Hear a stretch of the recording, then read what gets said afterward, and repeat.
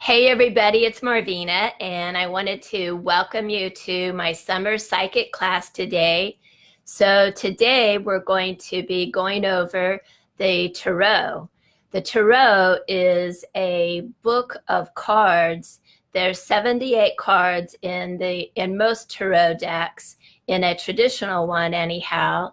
And in the ancient times, they were known as the Tarot or the royal way.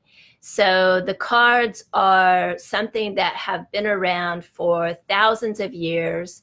And I feel like that they were symbols that were brought through from the ancient people to help us kind of remember the royal codes that are within our own cells and within our DNA. So I wanted to welcome everybody to the class today. And if you have a candle handy, you can light your candle.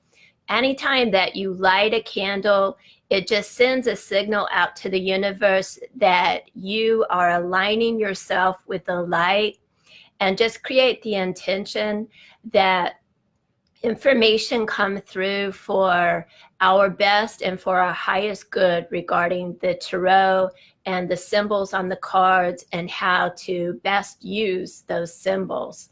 You can also burn some incense if you want to. So I really like to burn sage anytime that I do a presentation. And for those of you who are not my apprentices, I really recommend that you do a smudge mixture. So a smudge mixture has a combination of sage, cedar, sweetgrass, and lavender.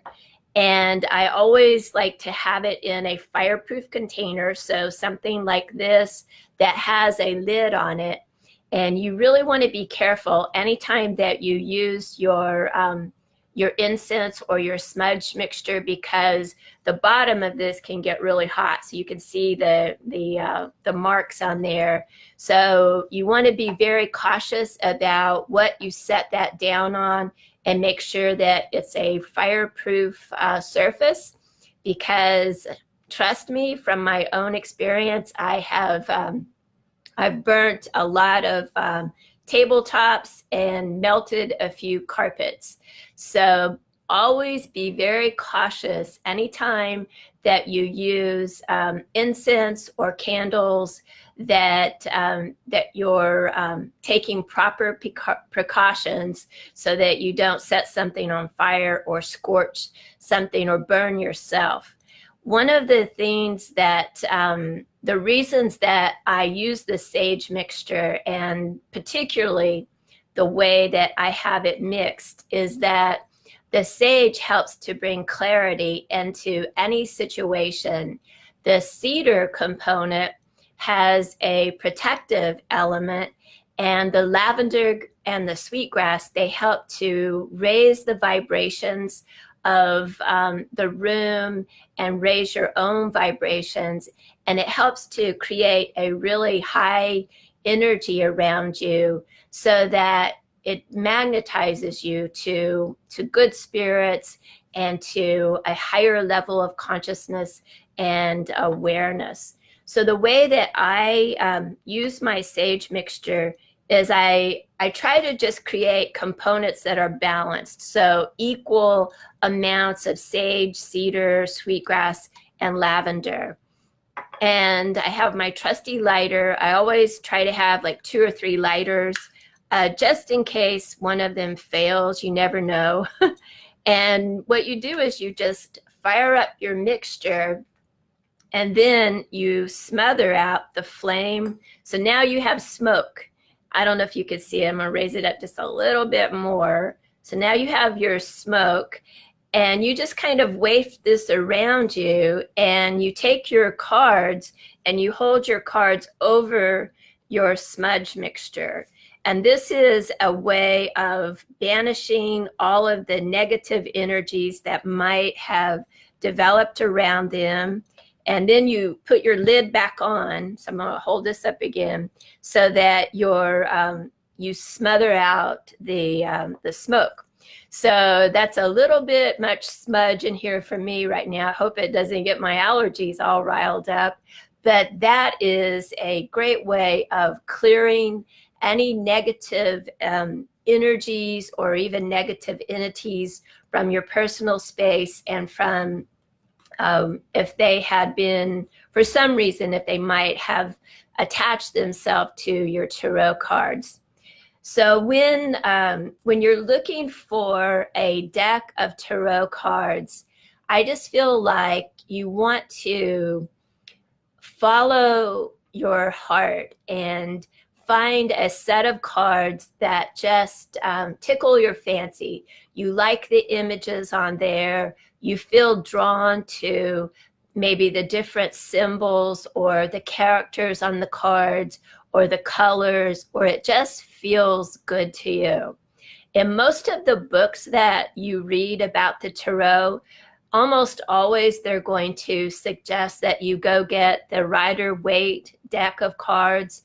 And that one is not my most favorite deck of cards. So I'm not going to recommend it because it just doesn't resonate to me. But you want to just look at as many as you can. And in this day and age where we have online shopping, you can look over a lot of different cards and just see how they feel, check out the different images, and just find some that make you happy.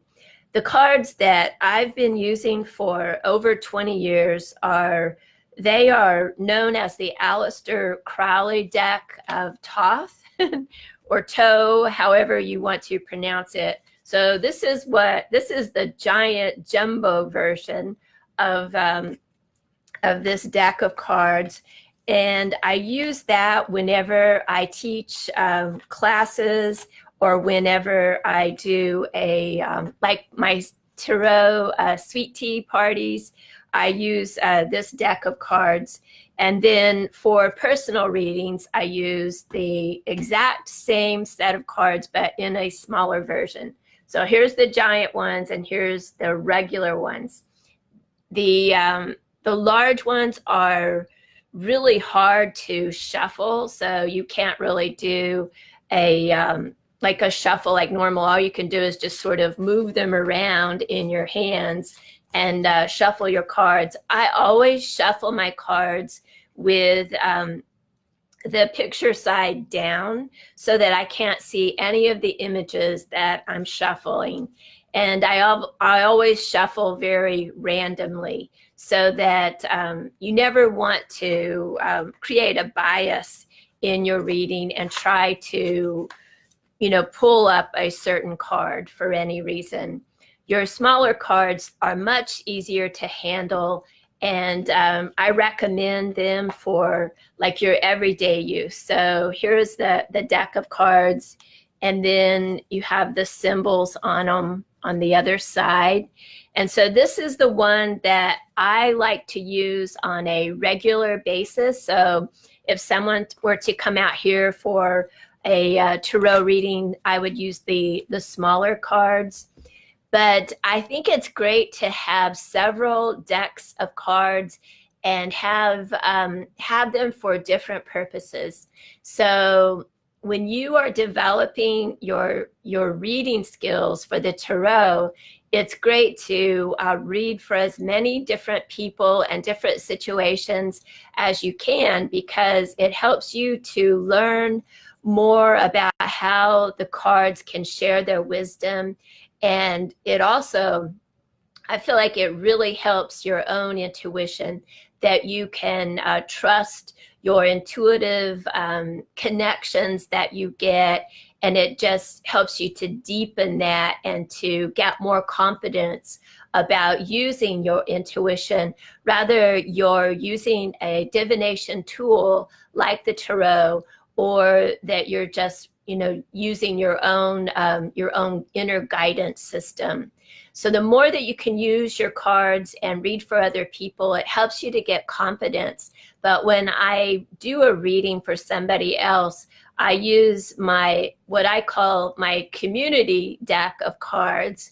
And then when I feel like I need to do a personal reading for myself, then I have my personal cards that nobody else gets to see or to touch. And by the way, for those of you that are new to the metaphysical world or the paranormal world, anytime that you're working with somebody else and they have their magical tools out, whether it is a necklace or a book of cards or a ceremonial item that they use, then you never offer to touch that unless they give you permission. So if you see that they have some sort of a crystal necklace or I'm very touchy-feely. I always want to put my hands on stuff, but you want to refrain from that and not touch their magical equipment unless they invite you to do so, because it's just kind of rude. and it's they may not want to have energies mixed in. So if you were to touch somebody's necklace and they're using it maybe for healing, then you can put your energy into that that mineral, and it might sort of distort whatever they have it programmed for. So that is just a side note. Only touch somebody's cards if they invite you to do so. So with my community deck of cards, I allow people to shuffle them and to pray with them and meditate with them if they want to. And I like them to do that when I do a reading here at the house. I also use my cards occasionally, not all the time, when I do a mediumship session. Sometimes you might want to get some clarity on a message that might be coming through, and so you can just pull a card, and that will often, it'll give you a clue, and you can use that clue as a jumping off place. The Tarot it's a divination tool, and it works with the ideas of, I want to say, serendipity, that when you have something on your mind, the universe is always trying to provide you with an answer somehow, some way. And a lot of us are really good about recognizing the signs that come to us, and the universe uses everything to get some signs and symbols to us. So they might send us like a certain song on the radio that has been really important to you in the past. They might encourage a child to bring up some name or a topic of conversation. Your dog might look at you in a funny way, or you can use the different symbols in the Tarot. There's a lot of different tools of divination, and mankind since beginning has looked to divination as a way for us to maybe understand the events that are coming down, maybe to get some insight about what's going to be the most powerful way for us to move forward, for our tribe to survive, maybe for our family to flourish, to move forward in life.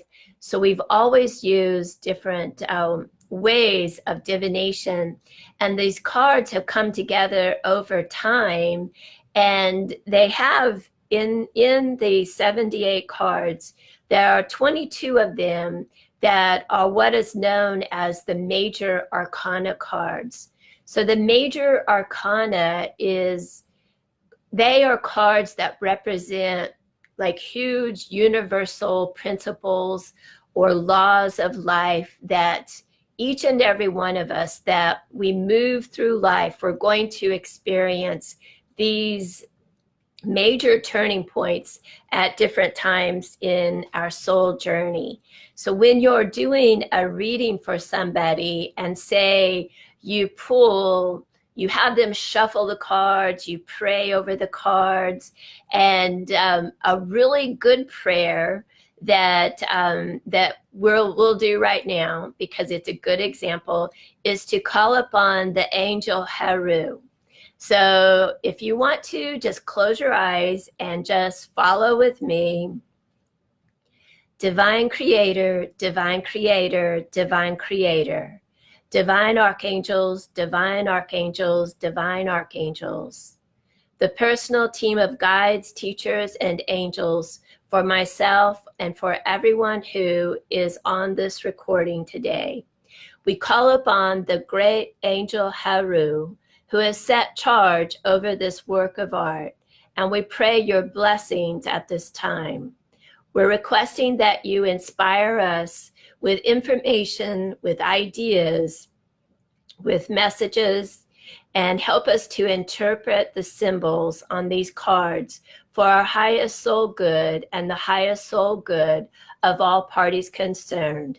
So be it, and so it is, and so it shall continue to be. So this is a way, and there are many, many ways to invoke the wisdom of the tarot, but that's what you want to think of anytime that you interact with the cards, is that to realize that it is a book of knowledge, a book of wisdom, and we want to align ourselves with that book of wisdom and everything that it's learned about the experience for mankind over eons of time, which that topic is huge. And this set of cards is trying to represent a huge topic. And that's one of the reasons that I particularly like this deck of cards, is that it not only includes the different numerical value of the cards, it weaves in all sorts of different symbolism from universal languages. And so, for instance, it brings in the Christian mysteries, the medieval mysteries, the Grecian mysteries, the Egyptian, Eastern mysteries. They all have different symbols here and there in some of the cards. There are references with colors, with the different planetary symbols and astrological symbols, as well as all kinds of different images on the cards. And they invoke from us different feelings. Some of them, when you look at a card, you just feel inspired. You feel happy. You feel motivated. You might feel like, aha, like I know what to do now. Some of the cards, they might make you feel worried or fearful, or there are many, many different ways that the different images invoke.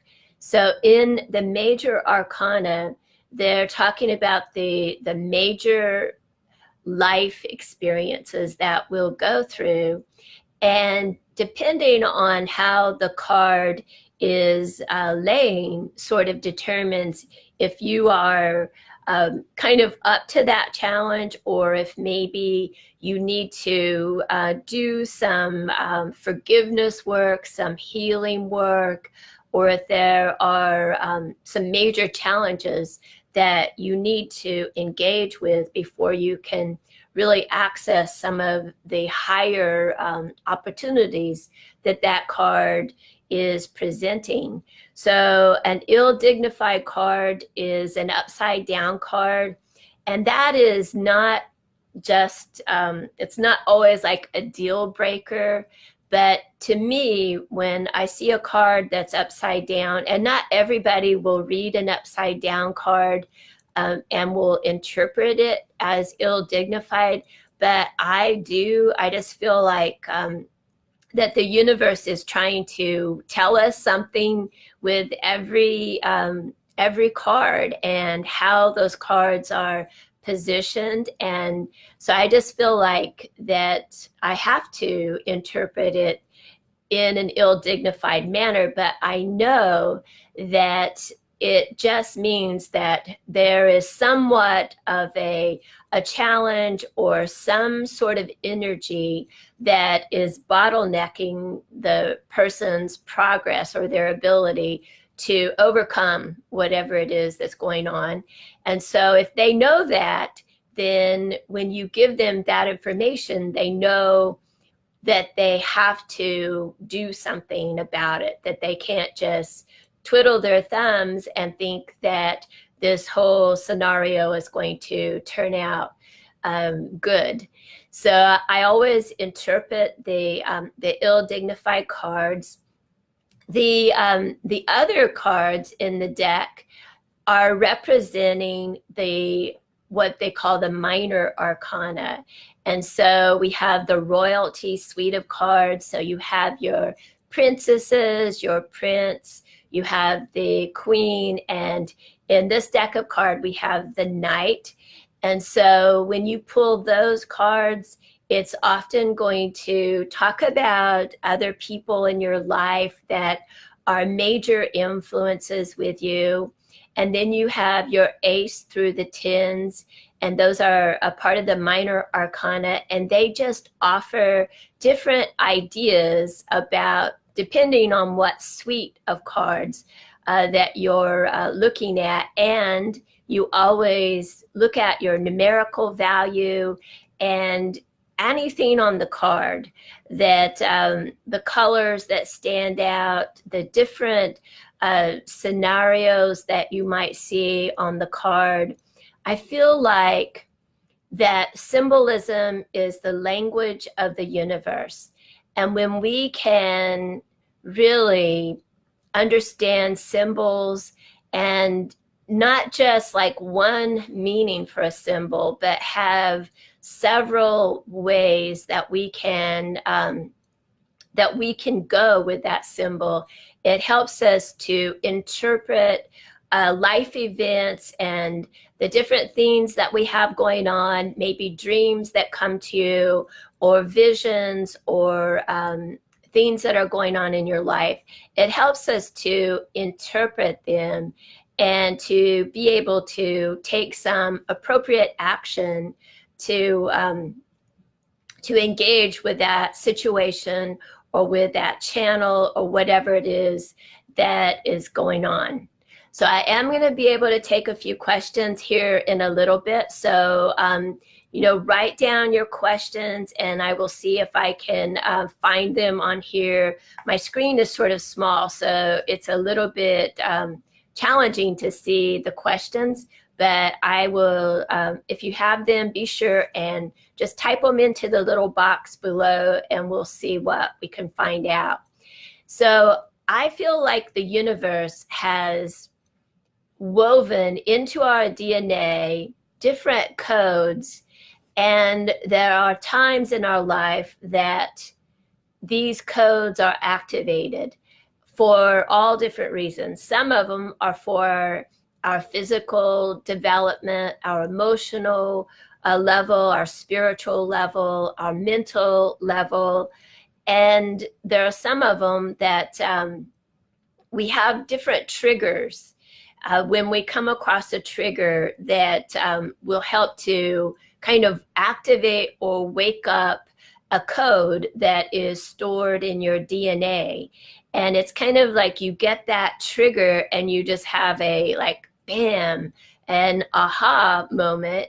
And it's like a light bulb goes on in your head and you're like, wow, I totally get that now, or that whole scenario makes sense. And so one of the biggest triggers that we have is actually our very own first name or our full given name. And so for those of you that go by a nickname, you want to reconsider and begin to try on and use as often as possible. Use your full given name as much as you can, or at least your given first name, because it has more power for you. And whenever you're coming to the universe in by taking this class, and you're saying, universe, I want more, and the universe says yes, remember, but we have things for you to kind of prove that you are dedicated to acquiring a higher body of knowledge. And so to me, this is one of the ways that you can really claim more of your personal power, is by using your given first name. And for those of you that are married and gave up your maiden name, you want to make sure if that it's still holding the major vowels of your given name. So if your married name has an A in it and your given last name had an I in it, then you're kind of, what you're doing is you're taking on the mantle of your husband's lineage DNA, and at the same time, you're giving away or giving up some of the protection of your own family lineage. So you want to find ways that you can bring back your original lineage support through your name. And so you can use that, maybe have a name tag on your desk or in your bedroom or your bathroom, or just some ways that you can bring in the full vibrational support. And if you have a married name and you're no longer married to that spouse, I highly recommend that you get rid of that name and reclaim your birth name, because you're carrying the karma of that former spouse with you, and it's not good for you. So this is when you hear your name, especially you remember when you were a kid and your mother said your full name when you were in trouble, it's like, uh-oh, I better pay attention. And that's the way it is anytime somebody says your name. It's like it's a trigger, and it snaps you into kind of like a state of consciousness where you're like, okay, I know I came here to do something, and I need to remember what it is. But that is one way that you can think about the cards, is that each of the cards, through the different symbolism, the colors, the numerical values, the way that they have the planets and the different astrological influences on there, it helps to awaken some of the codes that we're all carrying around with us in our own blood, our bones, our cells, and our DNA. So I think it's really important that you trust your own intuition when you're interpreting the cards. And there are a ton of different books and materials that can be really helpful. And I encourage you to put together a nice library of tarot books and different books that support symbolism, like your rune stones, there's some wonderful books on minerals and gems, astrological influences. I think it's really good to get an almanac every year. So I like the Farmer's Almanac, and there's another almanac that is wonderful too. And I think it's called the Magical Almanac.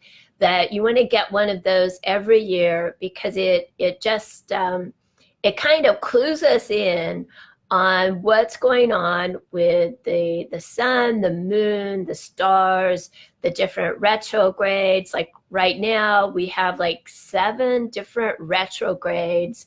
At one time, we just had an eclipse. We have 3 eclipses in like a 1-month period, and that's unusual, but it gives us some opportunities like today to explore hidden mysteries, especially with the eclipses. It's a perfect time to immerse yourself in this the world of the paranormal and what is hidden. It's not forbidden, it's just hidden.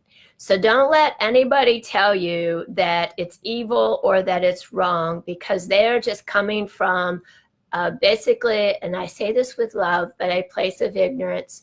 They don't know any better. And never let somebody like that put you at the effect of what they don't know. It's like, thank you very much for sharing. And now, go your way and let me go my own way to explore, what works for me. So I want to show you some of the books that I have enjoyed with tarot. So this is a really nice book. There's a ton of information, ideas in there that I think you will really enjoy. I love Eileen Conley's books. She is a master tarotista. Ton of ideas and information in her books. And then I'm going to show you my #1 favorite. I've had this book over 20 years. I love it, love it, love it. It is the Tarot Handbook, and the author is Angeles Ariane. You can see that, it's well used, and it's just so much information in there. Just, you can never really like soak it all in. And I particularly love anything that I feel like I can't like learn it all, because it just makes me feel like there's always something interesting to look forward to, and I'm not going to just learn it all and know it all and then I'll be bored. So I don't think I will ever be bored with the tarot. So I've been reading cards for over 20 years, and the deck of cards that I've kept for that, I have a lot of them, but this is the one that I use all the time.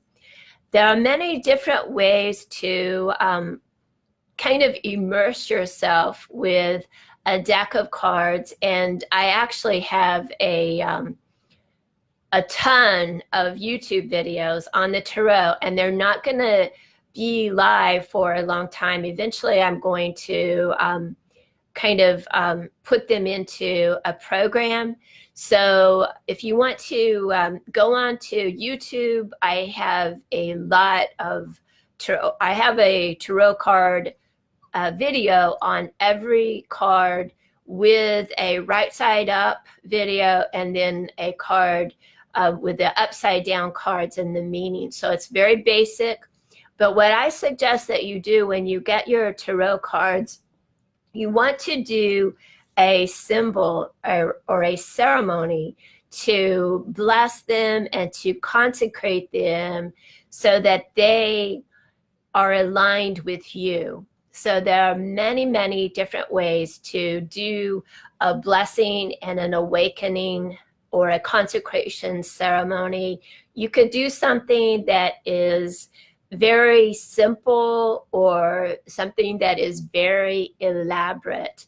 I am a ceremonialist at heart, so I love ceremony, and I just feel like it serves a need, not just for me, but for the community, to bring more ceremony in our lives. And so when I get a new deck of cards, I always do a ceremony, and I particularly, the first thing I do when I bring them home is get out my smudge, and this is my smudge can, and I will get the cards out of it, and I will run each single card through this smoke, and I get it smoking really good.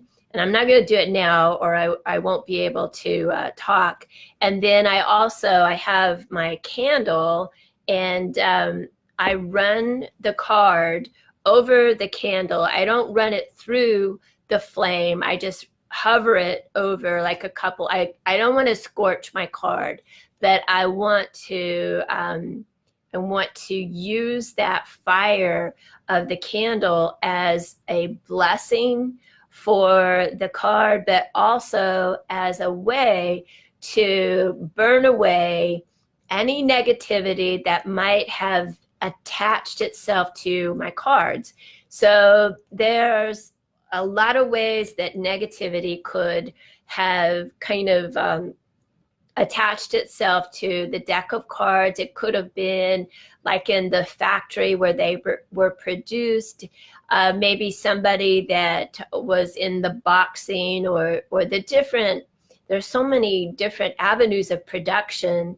And so the cards, anybody that was having a bad day, or that maybe they were in a very different kind of a hard religious path, and they felt they were evil, then they could have kind of let some of that negativity kind of attach itself to the cards. The dies, maybe the way that the dies were cultivated. So the first thing that you do is cleanse your cards, and I smoke them really good, and then I just run them over the flame, and I do that for every single card in my box. And then I also hover the box over the cards. So when you get a new deck of cards, you want to have a bag to hold your cards in it. And I like to use a silk bag. So I'm going to show you one. This is one of my card bags. And this is one of my very favorite card bags. I have several of them because I have a lot of cards. Here's another card bag that I like. So you want to have a beautiful place for them to live, and use a color that is meaningful to you, and that really speaks to you, and that you feel is in alignment with those cards or protective of those cards. In the Native American tradition that I have been trained in, we really like to use red for a lot of our magical materials. But in this circumstance, I'm using the blue particularly because it's very much aligned with my own astrological chart and my birth influences. So blue is a power color for me, and purple is another power color, and red and shades of red like the hot pink, those are all really strong, powerful colors for me. So for you, what you want to do is find a bag or a material to sew a tarot bag out of that you feel resonates to you and to your cards and just feels good to you. So because your birth influences, your astrological influences are going to be a little bit different than mine, and so you want to find something that really works for you and makes you happy. So when you're putting together a ceremony to bless and awaken your cards, like I said, you can do a very elaborate ceremony, or you could do something that's very simple. A very simple one is to have a representation of the different elements. So you could have like a cup of water, a candle, some incense, and maybe a knife, and just put it on a small table to represent earth, air, fire, and water. And you can just find a place in your house that's very quiet, maybe like a meditation room or a bedroom. I have one of my apprentice students that she has a huge closet, and it's the quietest place in her house. So she did a lot of her ceremonial work like this in her closet because it was quiet and she felt safe in there. So whatever works for you. I use my meditation room, and I just have a table, and you can light your candle, burn your incense, take your cards and just have them already cleansed, and just do a prayer. And I always like to do a triple invocation. So I say Divine Creator 3 times, Divine Archangels 3 times, and I call to my personal angels and guides and teachers. And in this circumstance, I will call out to the great angel Haru, who has brought this beautiful work of art into our dimension, and ask that they bless these cards, that they help to purify them from any negative influences or negative energies, anything that's not for the highest and best, and just ask that they be blessed and that they be awakened to the body of knowledge of the wisdom of the Tarot, and that they be consecrated for you and for your use and how you intend to use them. So you really want to have an intention for why you're doing what you're doing. Are you studying the wisdom of the Tarot to help bring information and ideas to the community, to your friends, family, yourself? Are you awakening it for healing knowledge? What are you activating this body of knowledge for? So when you have that intention in place, it helps the universe to know more about how to work with you. But you intend that these cards, that they be activated and awakened and consecrated to you. And through your intention, that helps to bring and consecrate that idea and that intention into your cards. So from then on, you want to be very particular about your cards and where you keep them and who has access to them, who can touch them. And like I was telling you before, I don't let anybody touch my cards unless we're in a reading for the purpose of tapping into that body of knowledge. So for some ways, some ideas to kind of activate each of the cards, because there's a lot of them, I like to start at the beginning. So I'll start with the major arcana cards. And what I recommend that you do is take 1 card a day and make that whole day all about that card. So if you were going to start with the major arcana, you would start with the full card. So you would pull that card out of your deck of cards, and you might, this is not the full card, but I'm going to pretend it is. But you can hold it up to your forehead and just ask that insight and information that you activate whatever it is that this card represents. You can hold it to your heart energy and just put your heart energy into that card. Just think about sending love to the card, to the ideas that it represents, to the mysteries, the magic that it might hold. The more that you put into your cards, the more that you're going to get out of them. So if you make it your business to invest some quality time up front in blessing and awakening and consecrating your cards, and then harmonizing yourself to them, aligning yourself with the cards, you're going to create a link between you and them that that will help you when you flip a card over, because you have heart energy invested into this card, you have intention invested into this body of knowledge.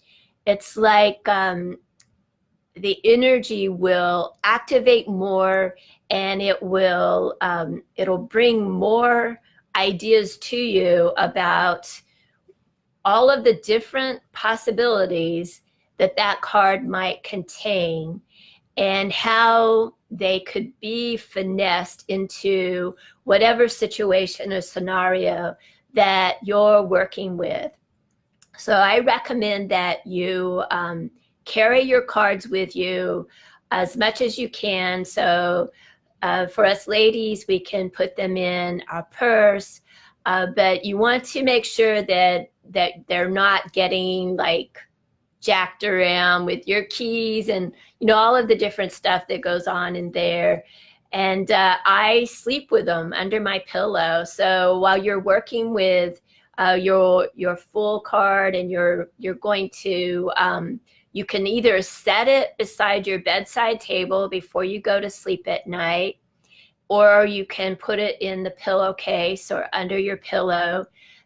Either way, but before you go to sleep at night, you just want to look at the card and just kind of go around all of the different colors on the card, the images. Are there any characters? Are there any numbers? Is there sacred geometry on that card? What are the things that are on there?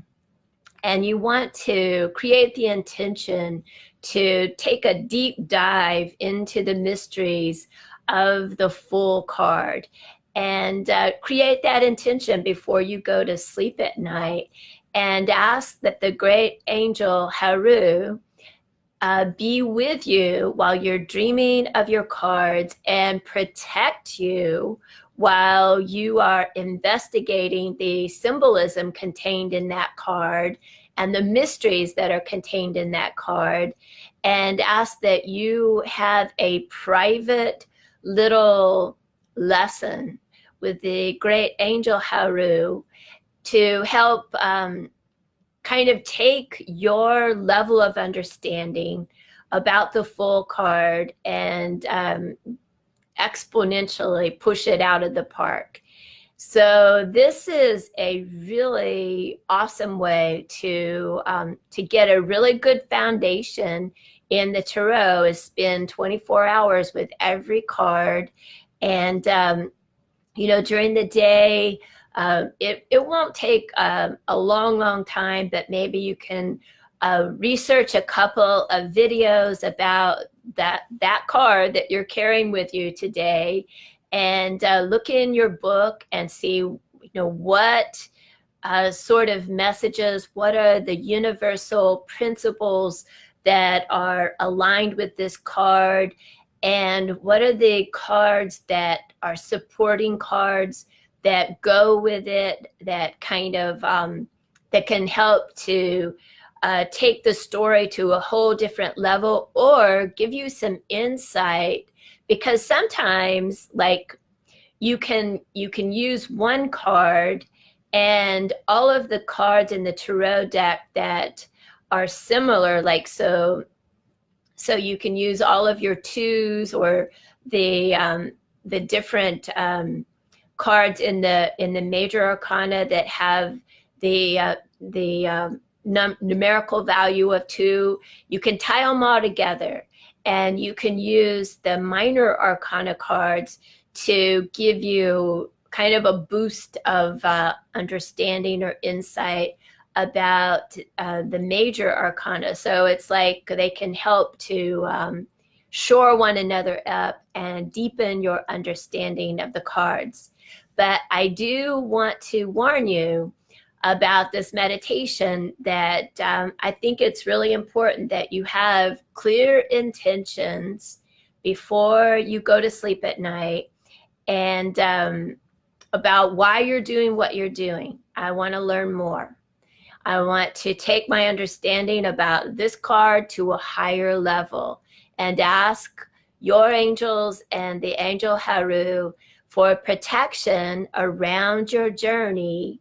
And I do this because I've had some students that have had some scary things happen.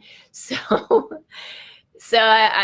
anytime that you are diving deep into the paranormal world, you're going to bump up against some things that might be uncomfortable or scary or unsettling. And, sometimes it's for a good reason that happens. It's not always like an unfortunate thing, but usually it's because we have left some things undone, or we have some fear pieces or some negative energy that is in our own energy field. And so it's like we're bumping up against some of our own, like our shadow energy. And anytime we're working with the shadow, it's usually it's not comfortable, it's not pretty, it's not fun, and it can sabotage our ability to activate some of our higher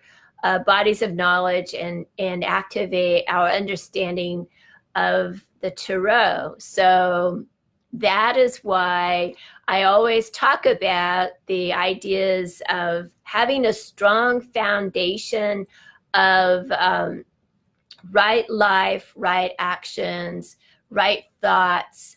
And so a right lifestyle is a healthy lifestyle as best that you can, putting pure food and pure water into your system, because your body, the organs in your body, to operate at their best. And we want the organs in our brain, the different chakra systems, we want them to be able to fire on all levels appropriately.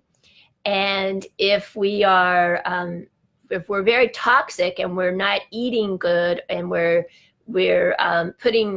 abusing our body with bad substances, then those organs are going to be toxic, and they're not going to be able to help us out.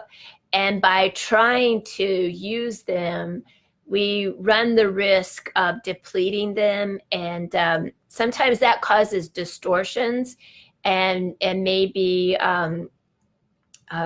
bad dreams or visions that are not pretty. So I've had a lot of things that have happened when I'm working through my shadow pieces and my working all of that stuff that's undone. It has to be engaged with, and if we don't, then it can negatively influence our ability to use a divination tool. So the Tarot is a divination tool. If we are lower vibrational and we are abusing ourselves with drugs and alcohol, or unsavory, negative-minded people, and some people, they might not be abusing alcohol and drugs, but they can still be real low vibrational. And so that can be a bad influence on us and what we want to do. So we have to be cautious about who we hang out with, and make sure that our friends and the people that we're surrounding ourselves with, that they're of a good integrity and a high caliber, so that we don't drag ourselves down, because that is going to distort our ability to use this tool for our best and highest good.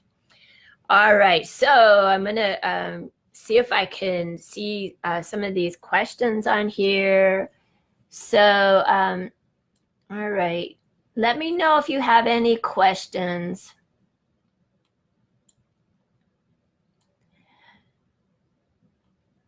So, Joy, you were talking about your husband passed away, and you still use his last name. So, uh, you'll have to get with me about your maiden name, and we'll see, how the vows support, if they're still supportive in the name that you have now.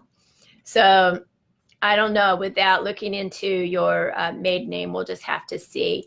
So I call upon the angel Haru, is the angel that is overseeing the body of knowledge of the Tarot.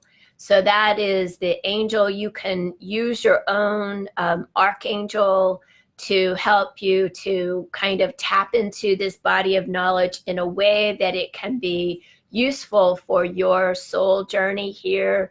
So call upon the archangel that works with you. That I always, whenever I use the cards, I ask the angel Haru to kind of inspire me and help me to get whatever it is that is important. And I really feel like it's good to bounce off the symbols that you see in the card. You always have your own personal symbolism, and weave in your own symbols that you feel inspired when you see whatever it is that is on the card. And but be sure and make it your business that you start to study symbolism in however it comes to you.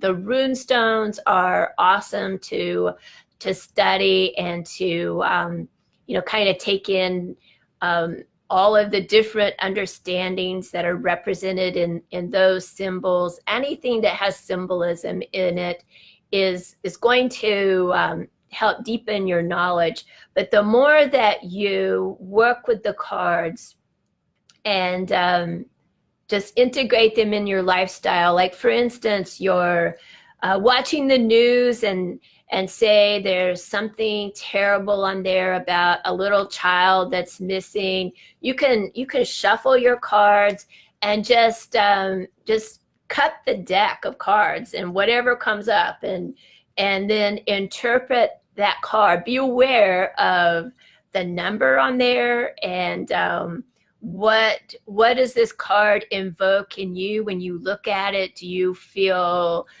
like a shudder ran down your spine, like, oh, that's bad news? Or do you feel like, okay, things are going to be all right? What is it on there? Do you pull like one of the royalty cards? Is there a man or a woman that's involved with this child's disappearance? Use your intuition. And then down the road, the story will unfold. And if you keep notes, I think it's great to keep a little running tablet of your tarot readings for yourself and for other people. That every day we have things go on in our life where we can say, oh, I think I'm going to go pull a couple of cards on that. There are so many different spreads that you can use to get a little bit of insight. You can shuffle the deck and say, for instance, you want to have an idea of, how is my son going to do on a particular test? And you think about your son while you're shuffling, and you ask that the angels bless this reading for the highest and best good for yourself and for your son-in-law or whoever it is you're talking about. And then you might shuffle the deck and pull 3 cards representing the past, the present, the future. You turn them over. Your first hit of intuition is usually something that's important to, really factor in. But you just allow those cards to kind of tell their story, and just and then down the road, you can see how the test came out. And if you keep your notes about which cards that you pulled when you were asking that question, then it helps you the next time you're doing a reading and you pull maybe a similar card and you have that experience from the past. You're like, oh, whenever I see this piece of business, I know usually it's about, something leaning this way. It just gives you it helps you to kind of have a leg to stand on. So we have opportunities every day to kind of test our knowledge. One of the things that I always like to watch the news and just see what sorts of information that I get about the stories that are going on, the possible outcomes, what sort of influences. And then down the road, it's like the story unfolds and we're able to see if our intuition was right or if there was a twist to it. And usually our state of mind can really be a big factor in it. So like if we're really tired or if we're cranky, even different astrological things going on can weigh in, but it is very interesting. This is a fascinating body of knowledge. And if you take the time to really immerse yourself in it, then it can be something that you can turn to for many years down the road and can help give you a little bit of a clue about different things that are coming into your life when there's nothing else that could help you out. So I'm going to see if I have any more questions here. I can't really see my screen very well. It's so bright in here. So I don't see any questions. But if you come up with questions down the road, then you're welcome to send me an email or message me here. Probably an email is the best way to get my attention. But the main thing is you think about your cards and creating a relationship with them. And so you put a piece of your heart into creating that relationship.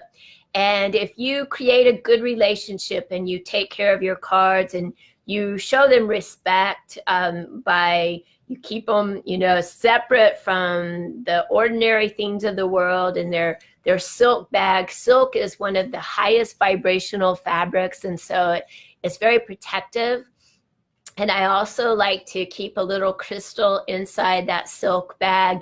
And I just hold that crystal in my hand and just hold it up to your heart and ask that crystal be a blessing to you and to your cards, and that it help to protect your cards from any negative influences so that you can tap into the wisdom of that oracle, knowing that you're going to get some good insight. So that is a good way to protect your cards. And I always smudge them before and after I do a reading, and I like to run them over the candle. You don't have to run every single card through the smoke and through the candle every time you use it. So like you can just like fan them out so that you feel like they're getting a lot of the smoke, and turn them over, fan them on one side.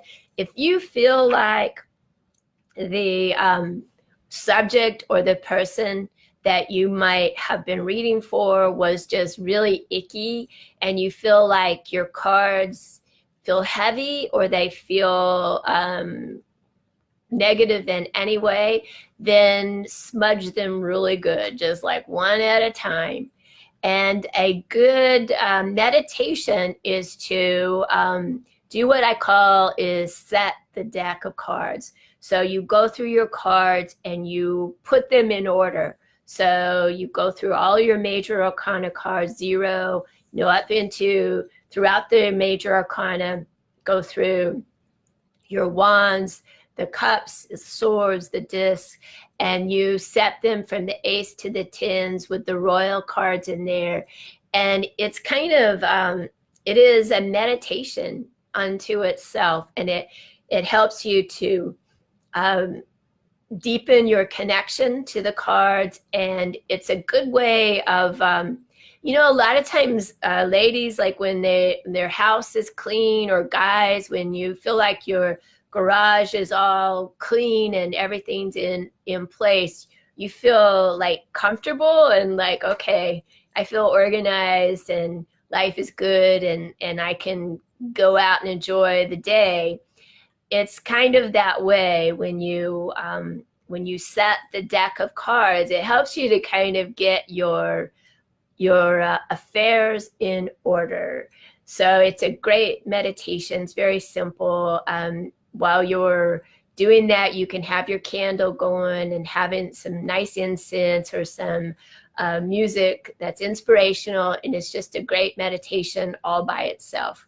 So have fun with your tarot cards, and the more that you meditate with them and sit with them, there's something that can serve you for a long time. And really, I think the knowledge is just, it goes on, and we can keep taking it to different levels of awareness too. So it's like we can have a really basic understanding, and then down the road we can deepen that that card, and it can have higher vibrational messages. So just be aware of that. So I hope you enjoy your cards. I hope you enjoyed this class. If you have questions, be sure and send me an email. I'll do my best to answer them. So I look forward to seeing you all really soon. Thanks a lot. Have a great day. Bye-bye. I'm Marvina Meek.